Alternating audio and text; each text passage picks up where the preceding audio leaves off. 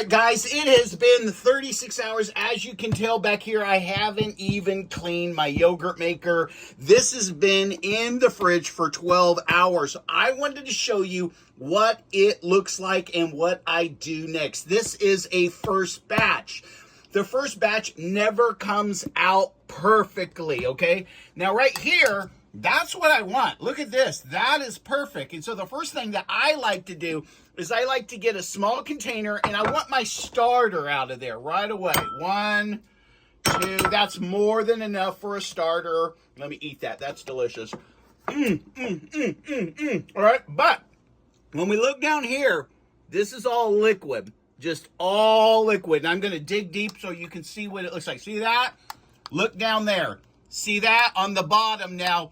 Yours may be different than mine. Mine always gives me liquid on the bottom. Sometimes people, they have a weird texture where it's all separating. Can I say this? That is normal for the first batch. Remember, once you make your second batch, you're not going to have that problem anymore. So guys, I got my starter here, and I am ready to go with my starter now. This isn't very pleasing, is it? Look at that, that breaking down. So a lot of people, including me, what I like to do is I'll just take the good stuff and I'll put it in another container. Oh, imagine that. And it works perfectly. I try to leave all the liquid out, okay?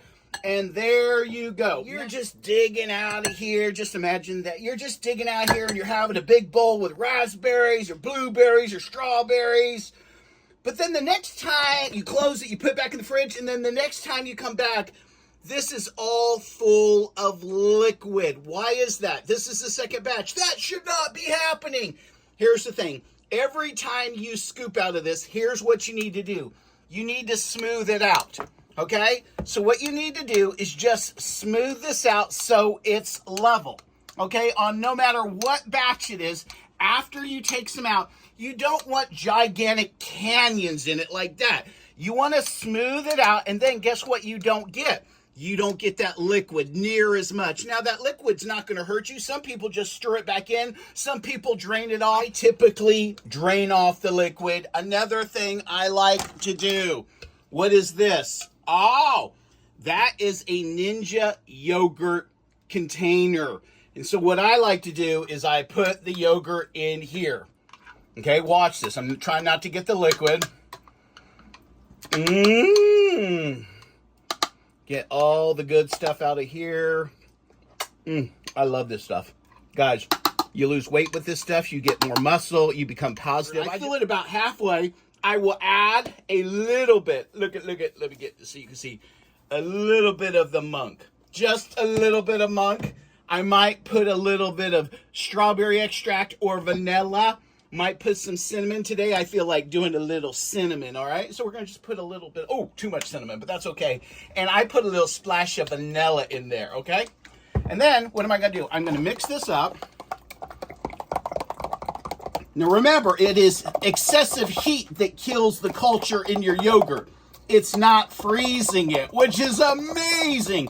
So if you want a different way to take your L-Reuteri yogurt and you're a snacker, man, this is what you need to do. Right? I have my frozen yogurt concoction. I put a lid on this, and I'm going to freeze that for 24 hours. It's been 24 hours. Here is my L-Reuteri frozen yogurt. We're going to bring it over here, and what we're going to do is put it inside the Ninja Creami, and I'm going to show you something awesome. Guys, take that lid off. Let me show you what it looks like in there. It doesn't look real appetizing right there, but let me show you the magic of the Ninja Creami. Woo! Put that in there. We're going to put that lid on there. Make sure it's tight. Boom. Slide it in there. And we are going to push. We're going to push bottom. And then we're going to push. Click it to. Oh, frozen yogurt.